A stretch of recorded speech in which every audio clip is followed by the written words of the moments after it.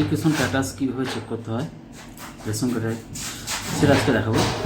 চলো, প্রথমে গুগলে food.wb.gov.in টাইপ করো, তারপর এইখানে গিয়ে ক্লিক করতে হবে। ক্লিক করার পর এরকম একটা কোথায় ক্লিক করবেন, তারপর সোজা নিচের দিকে স্ক্রল করে নিচে চলে যাবেন, গিয়ে দেখবেন এইখানে check status of ration card application click করবেন।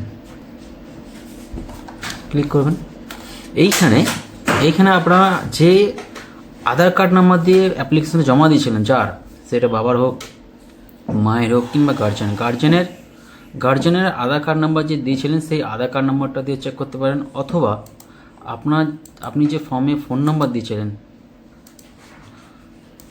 যে মোবাইল নাম্বারটা দিয়েছিলেন সেই মোবাইল নাম্বার দিয়েও চেক করতে পারবেন। মোবাইল নাম্বারটি দিয়ে দেখাচ্ছি, গিয়ে টাইপ করার পর এখানে আপনি সার্চ করবেন, ওটিপি যাবে। ওটিপি যাওয়ার পর ওটিপিটা দেবেন, 4 ডিজিটের ওটিপি।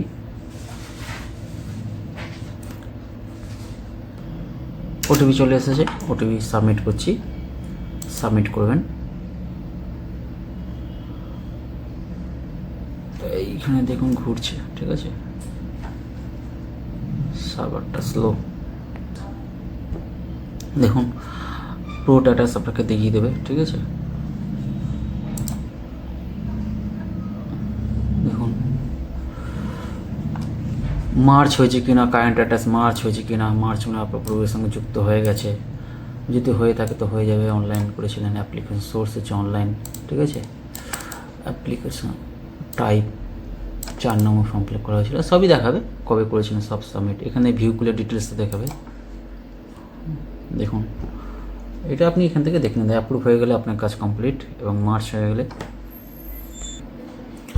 তাহলে খুব তাড়াতাড়ি আপনার এখানে লেখা থাকবে অ্যাপ্রুভ অ্যান্ড মার্চ, মানে আপনার কাজটা কমপ্লিট হয়ে গেছে, ঠিক আছে। এইভাবে আপনারা খুব সহজেই